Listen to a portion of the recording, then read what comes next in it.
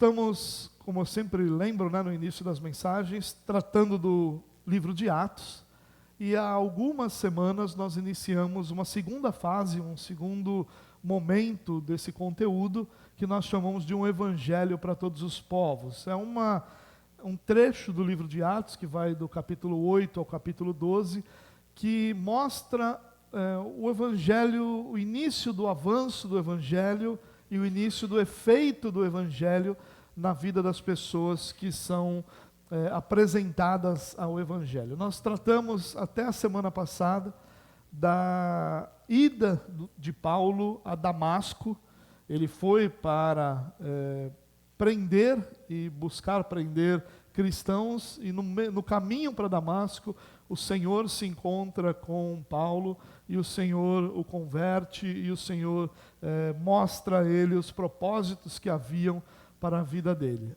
Hoje nós vamos tratar do próximo texto, do texto seguinte, ainda no capítulo 9, que eu chamei de o Evangelho Transformador. Eu poderia dar muitos títulos a essa mensagem, mas eu preferi chamar de Evangelho Transformador para que a gente guarde em nossa mente essa ideia de que o efeito maior do Evangelho é a transformação. Outros efeitos, eles são secundários a esse efeito principal, que é uma mudança de vida, uma transformação de vida. Tanto que Jesus, por exemplo, no capítulo 3 de João, ele vai falar sobre o novo nascimento. É uma transformação tão profunda na vida daqueles que são alcançados pelo Evangelho, que Jesus cita essa transformação de novo nascimento. Ou seja, nasceu de novo, há um recomeço completo nas questões espirituais, no relacionamento com Deus. Por isso, o maior efeito e o maior alvo do Evangelho aqui, certamente é alcançar pessoas, transformá-las, para que Deus seja glorificado nessa transformação, para que as pessoas tenham acesso a um relacionamento com Deus que era impossível até que houvesse esse novo nascimento. Então, o efeito principal do Evangelho é essa transformação. Hoje nós vamos ver um trecho curto, capítulo 9, dos versículos 32 ao 35.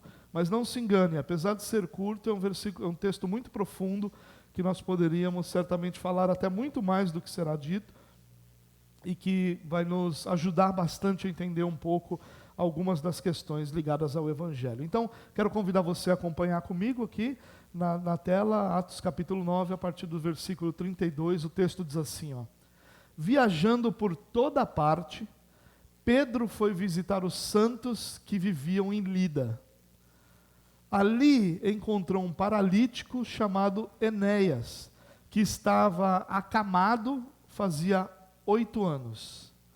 Disse-lhe Pedro: Enéas, Jesus Cristo vai curá-lo. Levante-se e arrume a sua cama. E ele se levantou imediatamente. Todos os que viviam em Lida e Sarona ouviram e se converteram ao Senhor. Bom, eu quero dar uma olhada nesse texto com você. A gente vai entender um pouquinho o contexto, porque há uma mudança significativa na narração que Lucas vem fazendo. Até agora ele vinha tratando basicamente de Paulo, né, no capítulo 9, e agora Lucas muda o seu foco. Imagine naqueles filmes que nós já assistimos, certamente você já assistiu um filme assim, um filme que vem contando uma história, e de repente aquela história para, e eles se voltam completamente para uma outra história. E lá na frente, esses dois enredos vão se unir e vai ficar tudo mais fácil de ser compreendido. É mais ou menos essa ideia aqui.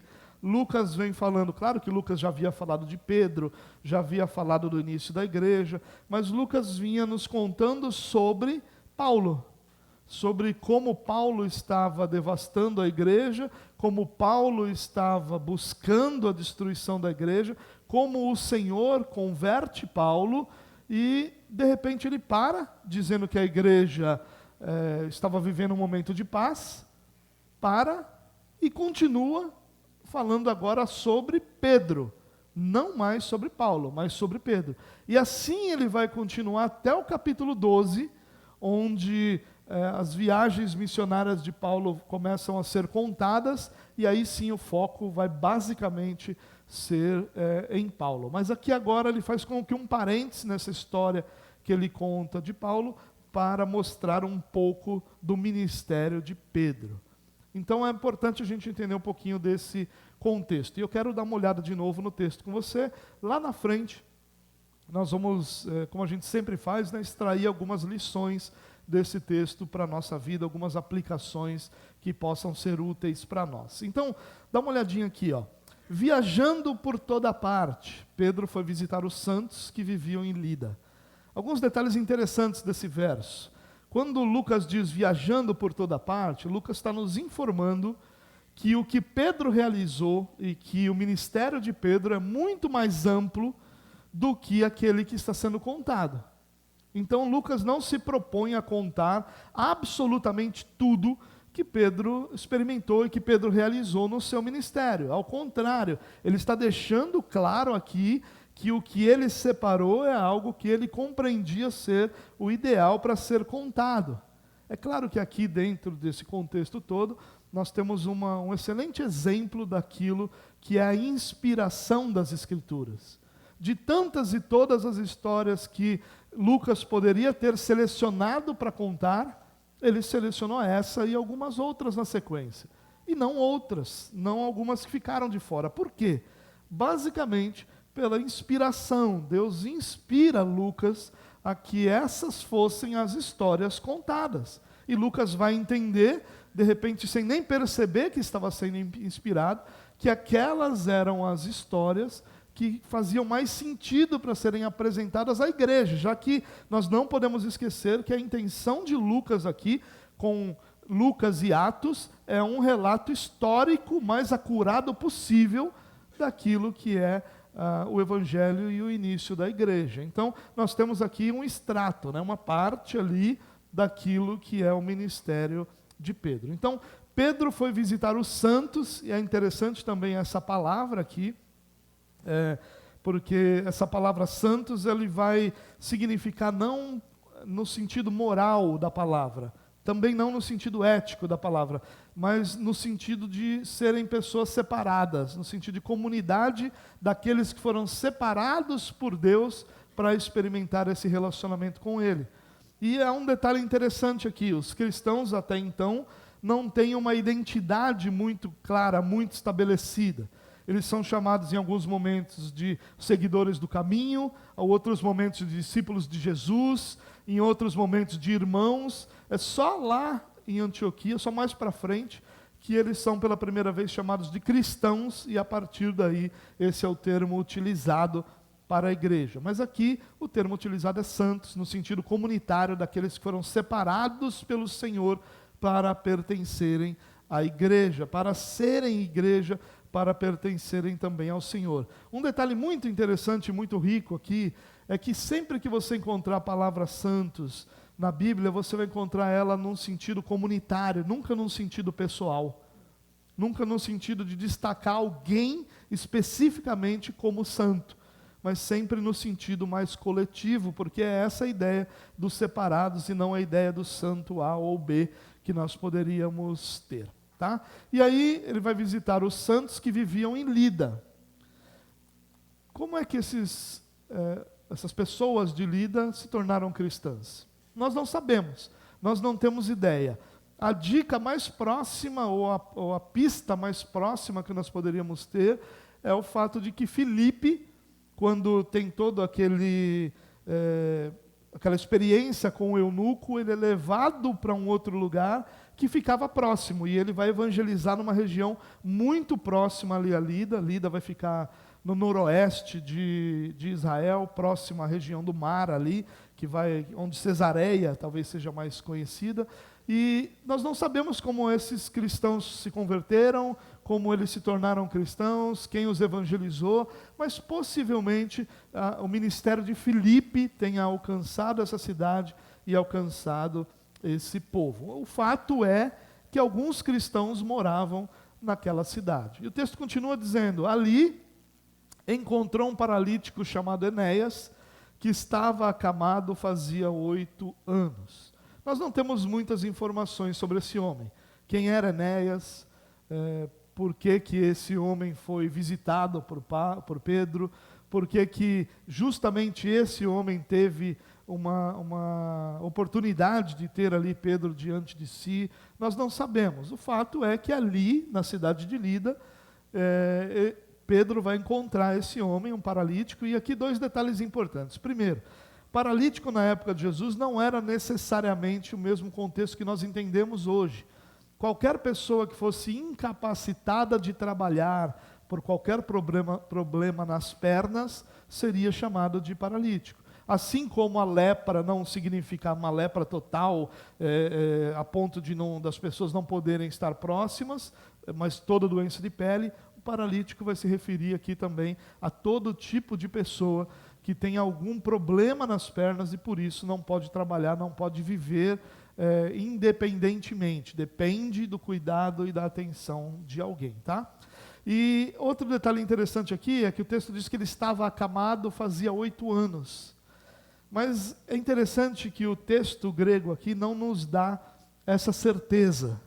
Essa foi a escolha que os tradutores da NVI fizeram. Está correta? Está.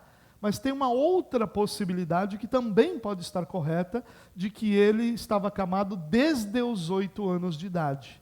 Então essas 2 possibilidades são corretas. E muitos estudiosos vão preferir a outra possibilidade, porque era muito mais fácil você perceber, de repente, uma paralisia infantil aqui, do que ele estar acamado há 8 anos, e ele já tinha ali cerca de 30 anos, e você vai entender que ele teria cerca de 22 por essa ideia de que fazia 8 anos que estava acamado. Ou seja, provavelmente teria sido um acidente que o colocou numa cama. E aos 8 anos de idade teria sido paralisia infantil. Seja qual for o fato, o que não é relevante para nós, não muda o preço da carne amanhã, mas é só uma ideia para que você possa compreender um pouco como essa questão de tradução não é uma coisa tão simples quanto muitas vezes se imagina, não é legenda de filme, é muito mais complexo, muito mais profundo.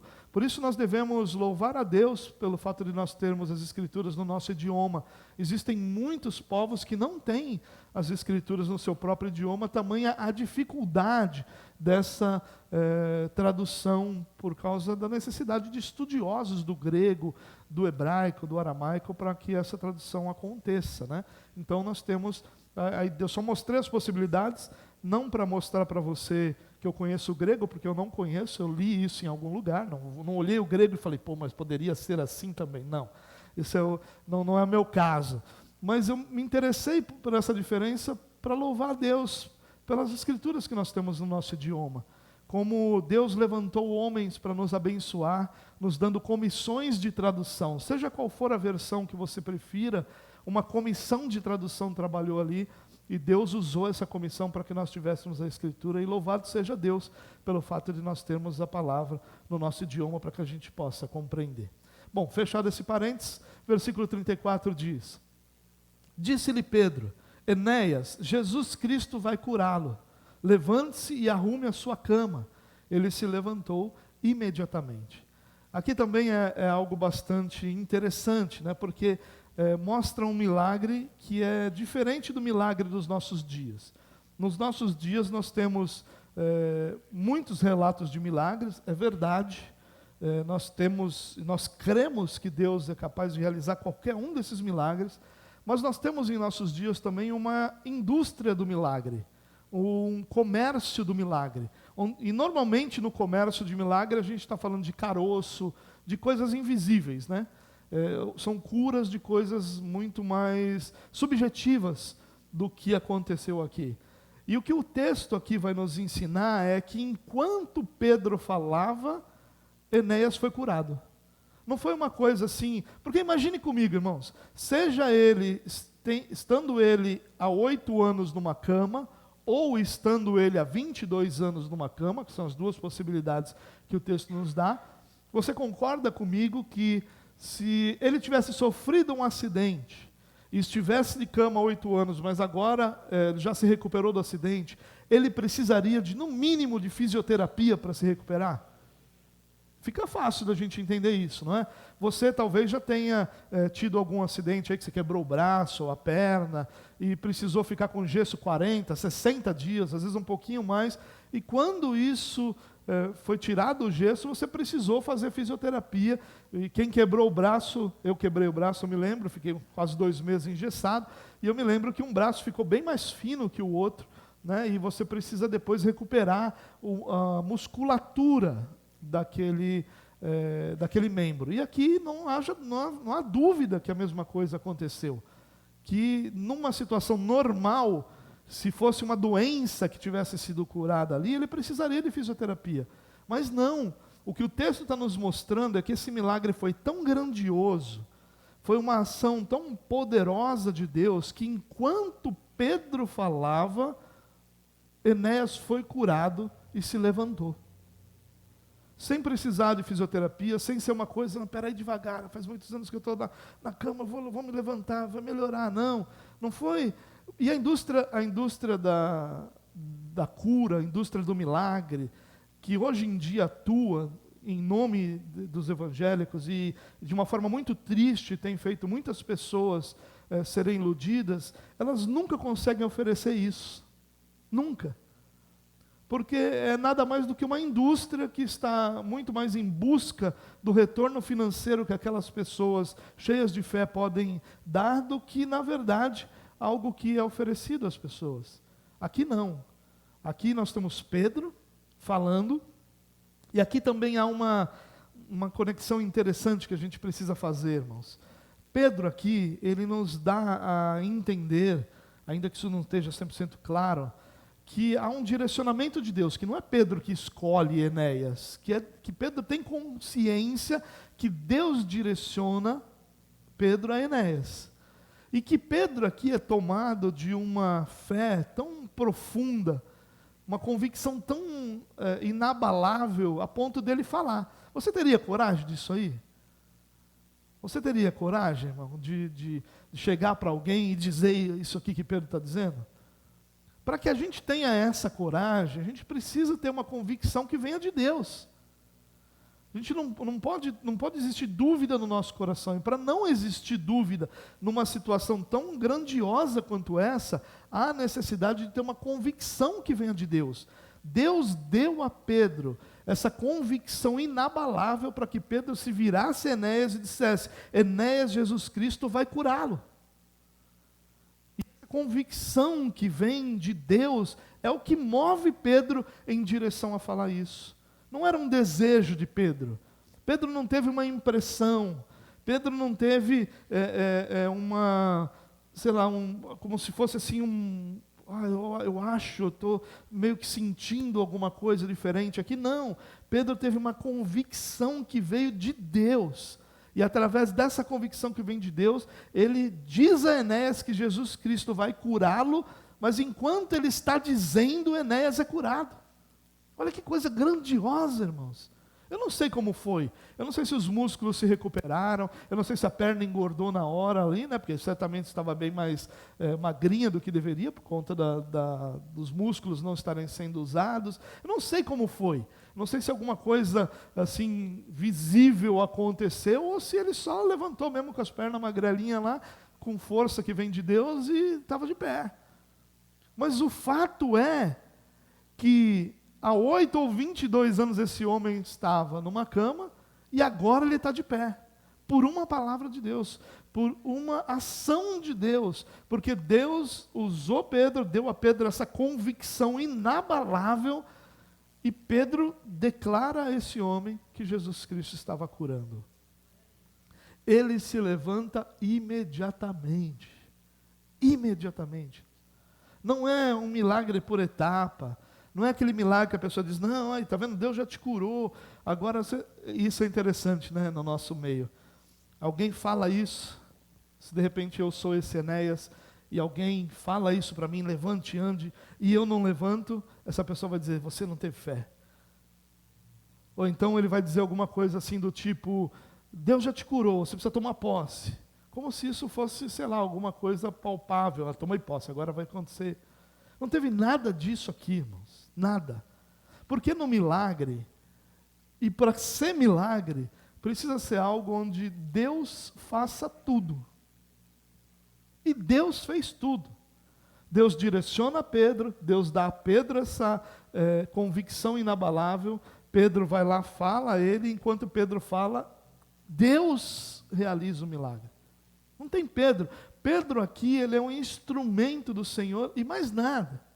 Assim como é qualquer pessoa instrumento de Deus para que algo aconteça na sua vida, é um instrumento e nada mais. Essa pessoa não merece nenhum tipo de veneração, essa pessoa não merece nenhum tipo de exaltação, essa pessoa não merece absolutamente nada que a engrandeça, porque é Deus que faz tudo. Louvado seja Deus se cada um de nós pudéssemos ser esses instrumentos para que pessoas fossem curadas, transformadas, abençoadas, mas isso nunca seria nada que nos daria crédito. É o Senhor que realiza, e o Senhor sozinho. Isso é o mais importante, irmãos, porque nessa indústria do milagre que existe ao nosso redor, essas pessoas elas vão ganhando notoriedade, elas vão ganhando fama, elas vão ganhando o respeito da comunidade, e elas se comportam como pessoas superiores espiritualmente, e aí sim a indústria funciona, porque todos nós estamos dispostos a investir em alguém que sabe mais que a gente, que pode mais que a gente, que tem mais que a gente, para que a gente possa receber aquilo que a pessoa tem. É isso, o curso é isso. Todo investimento é baseado nisso. No fato de que eu estou enxergando alguém que tem algo a me oferecer, e por isso eu vou pagar. Cuidado com isso, meu irmão. Cuidado com isso. Deus realiza milagres hoje, como Ele realizou em qualquer outro momento da história. Mas assim como em qualquer outro momento da história, Ele realizou os milagres de acordo com seus propósitos. Hoje também, Ele realiza milagres de acordo com seus propósitos. Não existem pessoas que tenham dom de curar coisa alguma. Não existem pessoas que tenham capacidade de curar quem quer que seja. Do mais simples caroço, a dor de cabeça, o que quer que seja, até um paralítico como Enéas, ninguém tem a capacidade de fazer isso. É Deus quem faz. E qualquer pessoa que é instrumento de Deus para que Deus faça isso, deveria ser tomado de uma gigantesca humildade, pelo fato de que Deus concedeu a ele a graça dele ser o instrumento. E nada mais, irmãos. Nós cremos que Deus faz milagres, nós cremos que Deus transforma vidas, nós cremos que todos aqueles que se relacionam com o Senhor têm experiências sobrenaturais maravilhosas, incompreensíveis para quem não as experimenta. Mas nós não temos gurus, nós não temos pessoas superiores umas às outras, nós não temos ninguém que tenha poder sobre outras pessoas, porque o nosso poder vem do Senhor. É o Senhor que realiza todas essas coisas. Nós não precisamos de gurus, nós não precisamos de pessoas com dons do que quer que seja nessa área de milagres, porque nós temos ao Senhor, e o Senhor nos basta, e o Senhor é poderoso para realizar os seus milagres. O versículo 35 diz assim: todos os que viviam em Lida e Sarona o viram e se converteram ao Senhor. Olha o efeito do milagre, irmãos. Todos os que viviam em Lida e Sarona, e aqui Sarona, nós poderíamos entender o seguinte: Lida como uma cidade e Sarona mais como uma região. Então entenda, para nós aqui, se isso tivesse acontecido entre nós, talvez o versículo dissesse: todos os que viviam em Santos e na Baixada Santista o viram e se converteram ao Senhor. Talvez essa dá uma ideia similar ao que eram essas localidades, só para a gente não ficar preso na geografia. Mas olha que interessante, irmãos. As pessoas viram e se converteram ao Senhor. Então, para que o milagre serviu aqui? O milagre serviu para que a mensagem apresentada por esses homens fosse testificada. E eu já falei sobre isso algumas vezes aqui, irmãos. Imagine você que alguém chegasse agora na Baixada Santista e falasse: olha, lá em tal lugar no Oriente, há um homem que Deus enviou para trazer salvação a todo mundo, e esse homem, o povo rejeitou, mataram esse homem, mas esse homem ressuscitou, está vivo, e esse homem agora exige que você se arrependa para que você possa se relacionar com Deus, Criador de todas as coisas. Mas de que povo esse homem é? Aí alguém diria para você assim: é argentino. De jeito nenhum. Eu nunca que meu Deus vai ser argentino. Nunca. Se para você faz sentido a ideia do argentino, você entendeu um pouco do que era o fato de Jesus ser judeu. Para os romanos era pior ainda, porque nós somos um povo livre dentro de todas as nossas limitações, como os argentinos são. Para os romanos, os judeus eram um povo subjugado. Era um povo que não era escravizado no sentido pleno da palavra, mas era subjugado. Ele mantinha a liberdade ao custo de impostos, mas era governado. Então você imagine que coisa absurda era falar de um judeu que morreu crucificado e queria salvar aqueles que eram senhores sobre os judeus. Era absurdo. E aí o milagre vem para mostrar, para deixar claro que aquela mensagem era verdadeira. O milagre acompanha, os sinais acompanham a mensagem, com um propósito maior, não da cura do Enéas como indivíduo exclusivamente, ainda que ele tenha isso, os seus ao redor ali tenham sido muito abençoados por isso, há um propósito maior. O milagre nunca é o fim em si mesmo, ele é mais um passo no objetivo maior, no propósito maior, que é que o Evangelho seja recebido, que o Evangelho seja aceito. Isso é tão forte entre nós, que muitas vezes uma pessoa, quando tem uma experiência muito grandiosa com Deus, essa pessoa muitas vezes se torna um testemunhador profissional, indo de igreja em igreja, em comunidade em comunidade, contando o seu testemunho. Tamanha é a força que um milagre tem para apoiar o que a mensagem está dizendo. E nós vamos ver isso com calma em outros momentos, mas nós vamos ver que à medida que a igreja vai se organizando e desenvolvendo, os milagres vão diminuindo, porque havia sim a necessidade de um sinal para que a mensagem fosse ouvida, porque ela não faria sentido. Lembra que Paulo diz que para os que não são salvos a mensagem é loucura? Lembra que ele fala da loucura da cruz? Era uma loucura para qualquer pessoa sensata que não tivesse ali uma iluminação do Espírito Santo. Mas o sinal era necessário, o milagre era necessário, para que as pessoas ouvissem a mensagem e dessem crédito a ela, como acontece aqui. Todos os que viviam em Lida, é claro que esse todos aqui possivelmente é uma extrapolação, né, de Lucas, mas ele está dizendo que o volume foi tão grandioso que a gente pode chamar de todos. Os que viviam em Lida e Sarona ouviram e se converteram ao Senhor. Mas à medida que a igreja vai se organizando, a quantidade de milagres vai diminuindo, porque a igreja se torna o sinal. Porque agora as pessoas olham para a igreja e veem, se Deus fez o que fez com essas pessoas, Ele pode fazer comigo também. Então o sinal agora, para que a mensagem tenha crédito, não é mais um milagre. Agora a mensagem tem crédito porque ela é verdadeira na vida de outros que a receberam, na vida de outros que a abraçaram. E aí o nosso testemunho se torna ainda mais forte, porque nós não contamos uma experiência qualquer, nós contamos uma experiência de transformação total e real.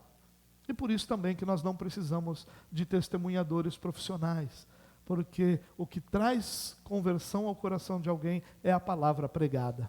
Ainda que seja bonito nós ouvirmos testemunhos, edifique a nossa fé e nos ajude, eles não são necessários na igreja. Necessário na igreja é a exposição das Escrituras.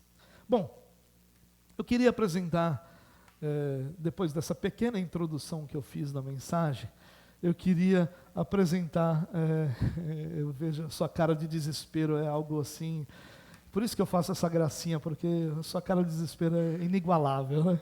Meu Deus, se isso for introdução, quando vai acabar essa mensagem, Jesus?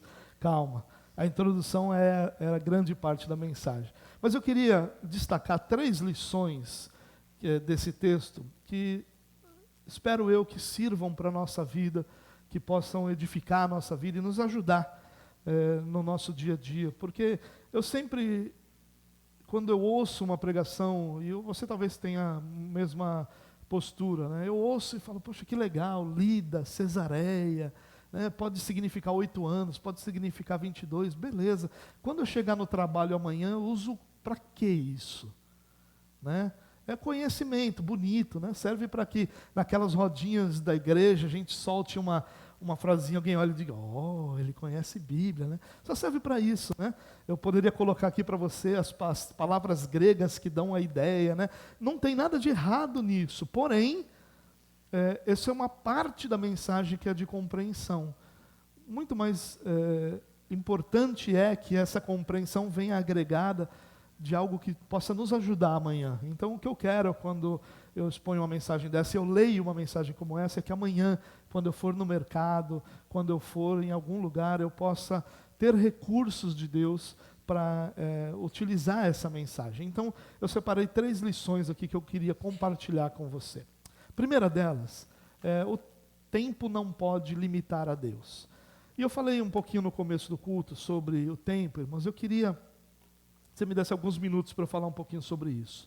Você sabe que as 2 principais doenças da nossa geração hoje, segundo uma boa parte de médicos, são a depressão e a ansiedade. São talvez os 2 principais problemas médicos enfrentados por nossa geração. E esses 2 problemas, eles têm conexão com o tempo. A depressão normalmente está conectada, claro que eu não quero ser definitivo aqui, nem trazer nenhuma teologia sobre a depressão, porque eu entendo perfeitamente que existem alguns tipos de depressão que são físicas e que precisam ter um tratamento mais físico, outras são emocionais, outras vão estar conectadas a traumas, a históricos. Bom, existe uma infinidade de razões que conduzem alguém à depressão. Por muito tempo, a igreja tratou isso de uma forma, talvez a melhor palavra seja estúpida, tratando isso só como demônio ou como falta de fé das pessoas. Porque é fácil, né? Você culpa o outro, né? Ou o demônio pegou ou a pessoa não tem fé. Nunca é culpa de outras pessoas ou nunca alguma outra coisa tem razão.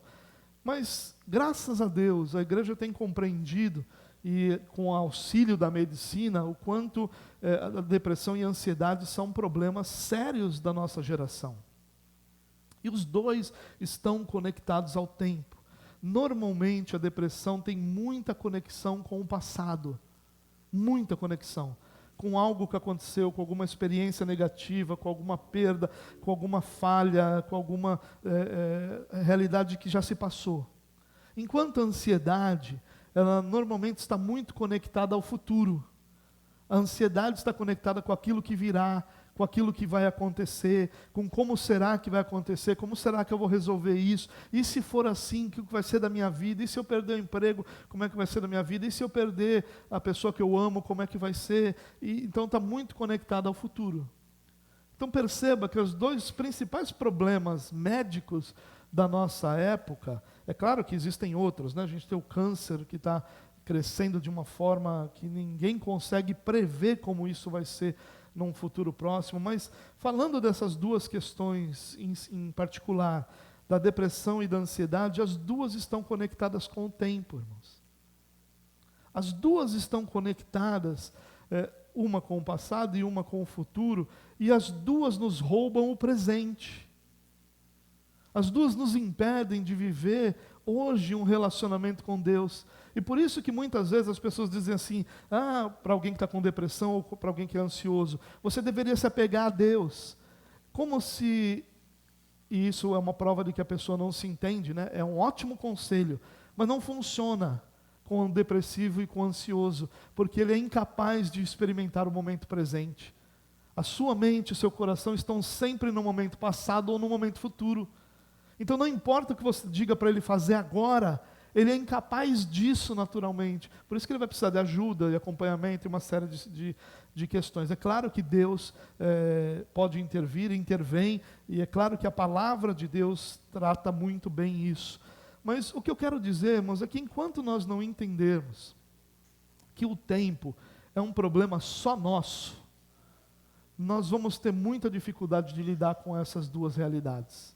Isso vai crescer entre nós cristãos de uma forma tão desesperadora se nós não compreendermos onde nós nos encaixamos no tempo e onde Deus se encaixa no tempo. Porque, preste atenção, esse homem estava há 8 ou 22 anos. Tá? Vamos pensar que ele estava só há 8 anos de cama, porque é mais agradável do que pensar 22 anos, né?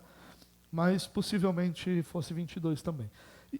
Ou há 8 ou há 22 anos, olha quanto tempo de sofrimento. E essa não é a única história. Nós poderíamos falar, por exemplo, de um texto muito conhecido, a mulher do fluxo de sangue. 12 anos, gastando tudo que tinha, procurou em todos os médicos. Quando uma mulher como essa, ou como quando Enéas olhava para trás, o histórico era de frustração. O histórico era de derrota. O histórico era de impossibilidade. 8 anos, você concorda comigo que qualquer pessoa que experimentasse o que Enéas experimentou, e tendo uma família ao seu redor, nós não temos essa informação, mas essa família faria tudo possível para ajudá-lo e para trazer a ele algum tipo de tratamento, ainda que a gente esteja falando de uma época em que não tem uma medicina desenvolvida como nós temos hoje, por exemplo. Mas certamente haviam muitas formas populares de tratamento que foram tentadas. É claro que Enéas, ao se tornar paralítico, ele perdeu muitas pessoas ao seu redor. Isso acontece muito. Nós vemos pessoas que ficam doentes que perdem. Eu conheci pessoas que que tiveram câncer, que foram abandonados pelos seus maridos, pelas suas esposas, por amigos, porque é uma situação de exigência de cuidado, e nem sempre a pessoa quer lidar com aquilo. Então, ao olhar para trás, Enéas certamente tinha um histórico de frustração. Ao olhar para frente, certamente Enéas teria um histórico de desesperança. Eu já tentei tudo, por que agora seria diferente? E às vezes, irmãos, nós não somos o paralítico como Enéas, mas a nossa história é muito isso. Nós olhamos para trás e o nosso histórico é de frustração. Família desestruturada, perda de pessoas que nós amamos, fracassos profissionais, erros grandiosos que nós cometemos, falhas e dificuldades em relacionamentos. Meu Deus, a lista de problemas que insistem em alcançar a nossa vida é gigantesca. E quando nós olhamos para trás, o histórico é de frustração. Muitas vezes nós olhamos para frente e o histórico é de desesperança. Poxa, já estou nesse emprego há tanto tempo, as coisas não mudam, meu salário não aumenta, estou tentando uma outra vaga, uma outra posição em algum lugar, mas não consigo há tanto tempo. Olha, eu tinha tanta vontade de repente estudar isso ou aquilo, mas não consigo. E o histórico é de desesperança. Eu gostaria que meu relacionamento fosse diferente, mas já tentei de tudo, por que agora vai ser diferente? Então, é de desesperança. E quando nós olhamos para trás, para a frustração, e para frente, para a desesperança, nós não conseguimos de forma nenhuma experimentar o dia de hoje. E é o dia de hoje que nos permite crescer no Senhor e sermos edificados em fé para que esse quadro mude. É só o dia de hoje. O que você aprendeu, ou se frustrou, ou ganhou no passado, não serve para hoje. E o que você está vivendo em desesperança do futuro, não vai produzir um futuro diferente dessa desesperança. É o dia de hoje. Mas para que nós tenhamos a capacidade de lidar com o dia de hoje, que é a coisa mais difícil para alguém que está depressivo, ou para alguém que é ansioso, a coisa mais difícil, nós precisamos confiar que Deus é o Senhor do tempo. e que absolutamente nada no meu passado aconteceu sem que o governo de Deus estivesse sobre a minha vida. E absolutamente nada no futuro vai acontecer sem que Deus tenha colocado aquele futuro lá. É essa a realidade que eu preciso crer para poder lidar com esses problemas do nosso tempo. Que eu preciso crer para lidar com a minha ansiedade, para lidar com a minha depressão. E quando a gente fala de ansiedade e depressão, irmãos, a gente fala assim, mas eu não estou doente disso. Grande parte da população está doente disso. Mesmo que ainda não esteja doente, a ponto de estar incapacitado pela depressão ou pela ansiedade. Mas muita gente está enfrentando isso, muita gente enfrenta isso.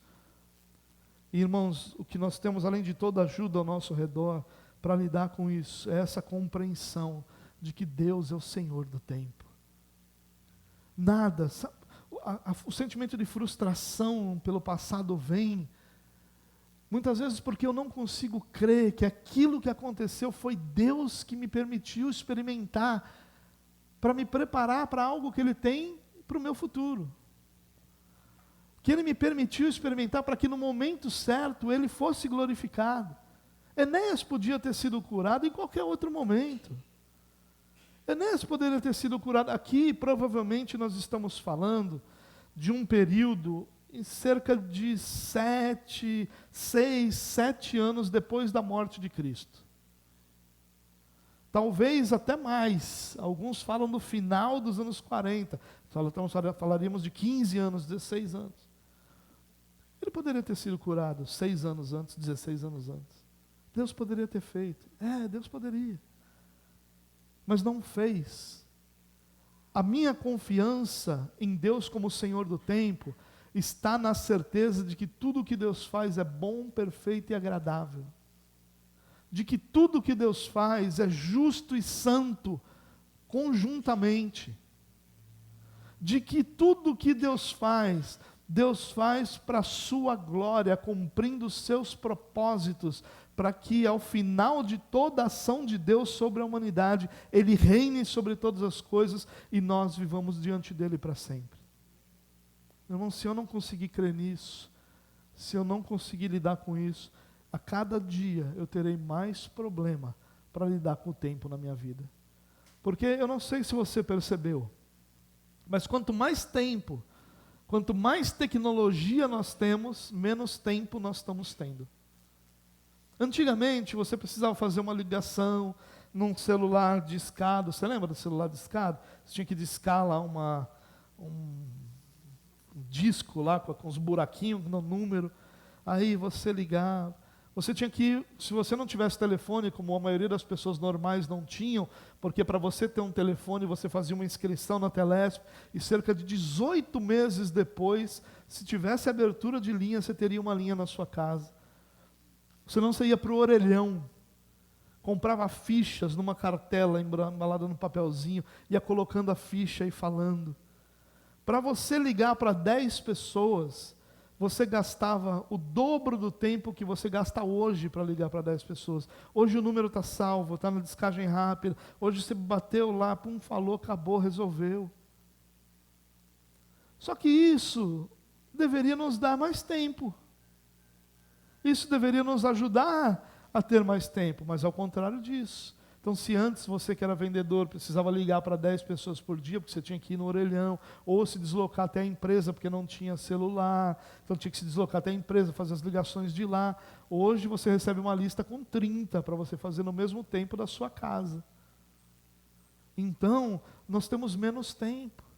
E esse problema da depressão e da ansiedade, ele é causado em grande parte por essa rotina desesperadora e infeliz que nós temos sobre a nossa vida, por conta exatamente de mais produtividade que nós temos hoje, graças à tecnologia. Então, irmão, para que você não seja abraçado por essa realidade que é tão triste, e que ataca e afeta tanta gente, e que tem incapacitado muitas pessoas de viverem aquilo que são os seus sonhos, busque a Deus no sentido de compreendê-lo, na sua posição no tempo e na posição dele no tempo. Nada que acontece na sua vida acontece fora de hora. Nada. Nada que aconteceu na sua vida aconteceu fora de propósito. E olha como é triste. Nós ficamos olhando para trás e lamentando o que o que perdemos, o que não temos. Ou olhamos para frente, lamentando o que não acontecerá, saudades do que a gente não viveu. A gente fica olhando para frente e lamentando. Enquanto hoje, as pessoas que estão ao nosso redor em nossa vida não recebem nada de nós. É triste isso, irmãos. É triste. Eu fico lamentando o emprego que eu perdi e hoje eu não consigo enxergar o emprego que está diante de mim. Eu fico lamentando a pessoa que eu amava, que eu perdi, e hoje eu não consigo aproveitar da pessoa que me ama, que está diante de mim. Eu fico lamentando porque tem desesperança no futuro, porque eu não vou ter mais aquilo que eu sonhei em ter, e hoje eu não consigo curtir aquilo que Deus me deu. É triste, é lamentável. E a única forma de nós nos livrarmos disso, irmãos, é se nós lembrarmos que Deus é Senhor do tempo. Enéas ficou o tempo que foi, 8 ou 22, nós nem sabemos quanto foi, mas foi o tempo. Deus podia ter feito em outro tempo? Podia. Enéas tinha motivos para olhar para trás e se lamentar, sim, anos de sofrimento e dor. Ele tinha motivo para olhar para frente com desesperança? Tinha, nada tinha dado certo até agora, por que daria? Mas em todas essas coisas, Deus lembrou, Enéas, eu estou aqui. E no meu tempo, dentro daquilo que é o meu propósito, eu vou agir na sua vida. Confie em mim. Confie em mim, não sofra pelo que passou, não sofra pelo que ainda está por vir, mas viva hoje a presença de Deus e a presença das pessoas que estão ao seu redor. Segunda lição. Tudo se transforma quando Deus determina. Você já percebeu, irmãos, que nós não temos muita... Nós temos um ditado que diz assim, que a alegria de pobre dura pouco. O que a gente quer dizer com isso? Que as coisas boas... Primeiro a gente quer dizer que é pobre, né? Mas isso daí não precisa dizer, a gente sabe. Mas o que a gente quer dizer com isso é que nós não temos muita esperança que as coisas boas durem muito. Não é? A gente não tem muita esperança. A gente lamenta que as coisas boas quando acabam. Mas você já percebeu que a gente perpetua as coisas ruins? Para nós as coisas ruins são eternas. Nós não falamos das pessoas na seguinte forma, fulano age dessa forma. Nós dizemos, fulano é assim. Nós perpetuamos aquilo. Aquilo que é ruim em alguém, aquilo é perpetuado na nossa maneira de enxergar. Ela não faz isso. Ah, fulano, eu tenho um problema com fulano porque fulano deixa a toalha em cima da cama. Eu não digo isso, eu digo assim, fulano é assim, não consegue não deixar a toalha em cima da cama, vai deixar sempre. Nós perpetuamos essas coisas ruins. E nós vivemos nessa desesperança. Mais uma vez a questão do tempo, irmãos. Nós pegamos esse punhado de experiências, e nós brasileiros, irmãos, vivemos de 89 para cá, nós vivemos não sei nem como ser um punhado tão grande de experiências ruins como povo, que olhar para frente com esperança é um exercício de fé. De 89 para cá, nós tínhamos um monte de presidentes corruptos, bandidos, alguns deles empichados. Nós tivemos roubos homéricos do dinheiro público, nosso dinheiro, que mesmo se a gente querer pagar, a gente paga quando compra as coisas, porque imposto no Brasil é sobre consumo. Nós tivemos uma reviravolta tão grande na política brasileira, tantas vezes. Economicamente, então, irmãos, nós já tivemos inflação que você ia de manhã no mercado. Eu me lembro de uma época em que o funcionário que mais trabalhava no mercado era o remarcador. Aquela maquininha não parava. Você ia de manhã era um preço, você ia de tarde era outro preço. Se você é jovem, você não lembra disso, graças a Deus. Eu me lembro de uma manhã em que o Brasil acordou estarrecido porque pegaram todo o dinheiro que estava na poupança de todo mundo, deixaram um valor pequeno lá. Não me afetou, não tinha nem o pequeno, quanto mais valor para ser pego. Mas afetou muito, pessoas se suicidaram por conta disso. Nós já vivemos crises de desemprego, irmão. Não confiar que o Brasil vai dar alguma coisa. Quando eu era criança, as propagandas do governo federal diziam assim: Brasil, o país do futuro. Só que esse futuro, irmão, sabe, 3.520 deve ser esse futuro, porque perto dos anos 2000 não é. É difícil ter esperança no nosso país, e a gente acha que o que é. E nós precisamos nos lembrar dessa grande verdade de Deus, irmãos. Tudo se transforma quando Deus determina. Nada que é hoje será amanhã, se Deus disser que não. Nada. Nada. Existem outros textos, eu gosto de alguns outros textos. Um deles que eu gosto é quando aquele homem, do exército romano, fugiu a palavra, aquele do exército romano vai a Jesus e diz assim: Jesus, tem uma pessoa doente, eu queria que o Senhor a curasse. Ele diz: eu vou lá. Não sou digno que o Senhor entre na minha casa, basta que o Senhor diga uma palavra. E Jesus diz: vá, assim como é a sua fé, ela foi curada. E ele chega lá e foi curado. Uma palavra, irmão. Uma palavra. Vá. Não precisou mais do que isso. Aqui é a mesma coisa. Pedro chega e diz: Enéas, o Senhor Jesus vai te curar. Não precisou mais do que isso. Isso foi o suficiente para que, apesar de todas as limitações físicas, apesar de todos os problemas físicos que poderiam advir do fato de ele estar no mínimo 8 anos de cama, não foram levados em conta. Ele levantou e arrumou a cama dele. Olha que coisa grandiosa, irmão. Quando Deus determina, tudo se transforma. O nosso exercício diário, o nosso desafio diário é continuar crendo. Deus vai fazer o que Ele prometeu. Todos esses elementos políticos, econômicos, sociais, eles afetam sim a nossa energia, afetam a nossa alegria, afetam a nossa motivação, mas eles não determinam a realidade final. Deus é quem determina a realidade final. Deus nos conduziu ao longo dessa pandemia de uma forma graciosa. Como igreja nós crescemos, como pessoas nós crescemos. Deus fez coisas graciosas, apesar de que pessoas que nós amamos se foram, mas Deus foi gracioso para conosco, porque é Ele que governa sobre tudo, irmãos. Uma palavra de Deus e tudo se transforma. Portanto, mesmo que a sua situação se assemelhe de alguma forma a Enéas, no tempo de duração, no sofrimento, na desesperança, continue crendo. Deus é poderoso para transformar a sua vida. Em último lugar, Deus age de acordo com os seus propósitos.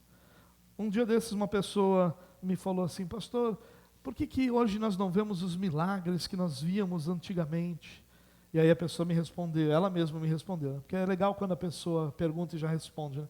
Ela faz o diálogo completo e faz com que, ajuda você a não precisar ficar respondendo. Bom, mas ela diz assim: não, é porque a igreja também não é igual à igreja daquela época. A igreja não ora como a igreja daquela época, a igreja não é santa como a igreja daquela época.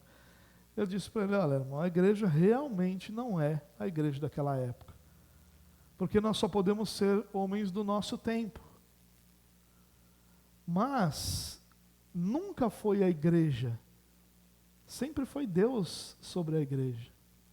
Essa ideia, irmãos, de que a igreja ela é capaz de transformar a sociedade, isso é uma ideia romântica demais. A sociedade ela é transformada quando Deus traz avivamento sobre a igreja. Não quando a igreja é organizadinha, prontinha, que a igreja faz aqueles trabalhos. Isso tudo é abençoador, isso tudo muda vidas. Mas transformações mais amplas, elas só existem através do poder do Evangelho, irmãos.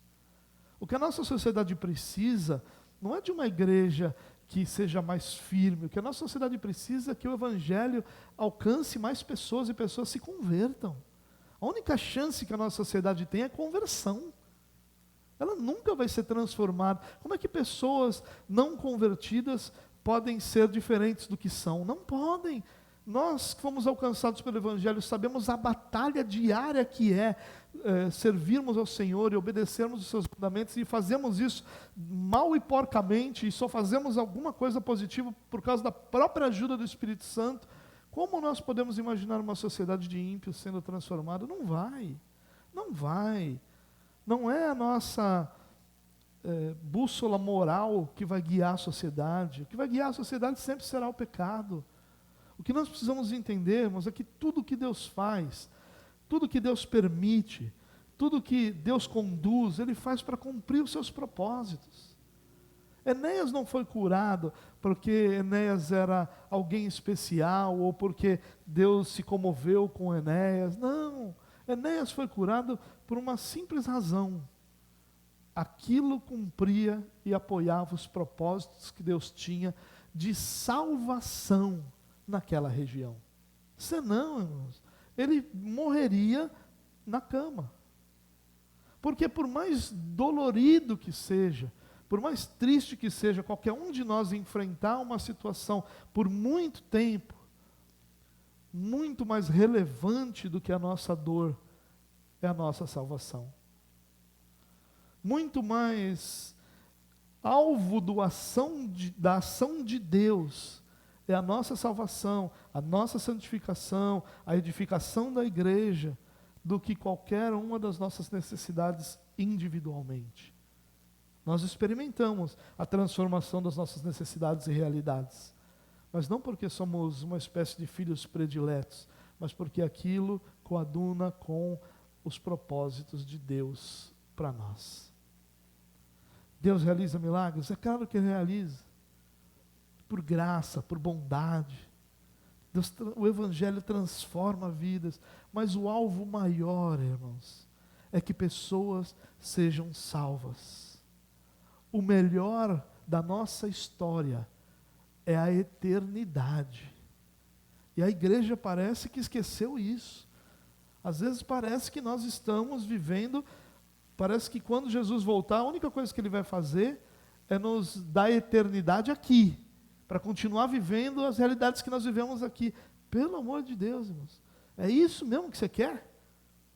Já pensou você trabalhar na empresa que você trabalha hoje por toda a eternidade? Não queira isso não, irmão. Nós não fomos destinados para viver aqui. Nós somos destinados para viver diante de Deus.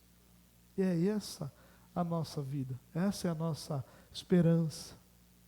Então, irmãos, Deus age de acordo com os seus propósitos. Não se engane achando que há uma obrigação em Deus de realizar os nossos sonhos. Todo mundo gosta daqueles versos que falam, né? Para a gente se deleitar no Senhor, Ele vai conceder os desejos do nosso coração. A gente gosta desses versos. Mas se a gente for dar uma olhadinha nesses versos de uma forma mais correta, nós vamos perceber que esse deleitar aí não é só eu gostar do Senhor, é eu estar satisfeito com tudo que Deus faz na minha vida. Eu me deleitar nas ações de Deus em mim, na minha vida, não só através, mas principalmente na minha vida. E essa é uma grande dificuldade que nós temos, nos alegrar com a atual situação. Mas que Deus nos dê graça, irmãos, para que essa história de Enéas possa nos edificar, no sentido de nos lembrar que Deus é Senhor do tempo, que só precisa de uma palavra de Deus para que tudo mude. Nada é definitivo, exceto no Senhor. E para que nós possamos nos lembrar também que tudo que Deus faz para cumprir os seus propósitos, em nós individualmente, em nós como igreja, mas principalmente os propósitos de que Ele seja glorificado em toda a terra. Vamos orar, irmãos? Pai, nós te louvamos por Tua graça, bondade e misericórdia.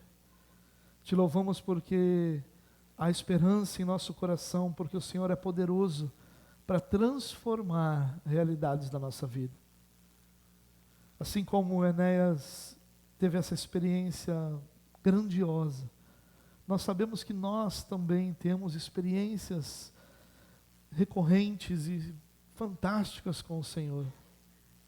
Talvez nossa grande necessidade não seja a cura, como era o caso de Enéas, mas seja qual for a nossa necessidade, nós sabemos que, de acordo com os teus propósitos, o Senhor age em nossa vida.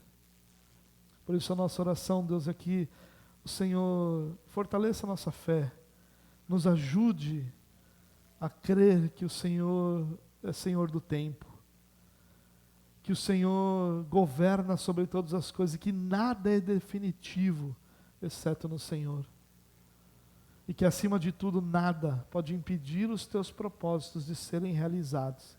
E que cada ação tua vai sempre de encontro ao que o Senhor planejou e determinou para a nossa vida.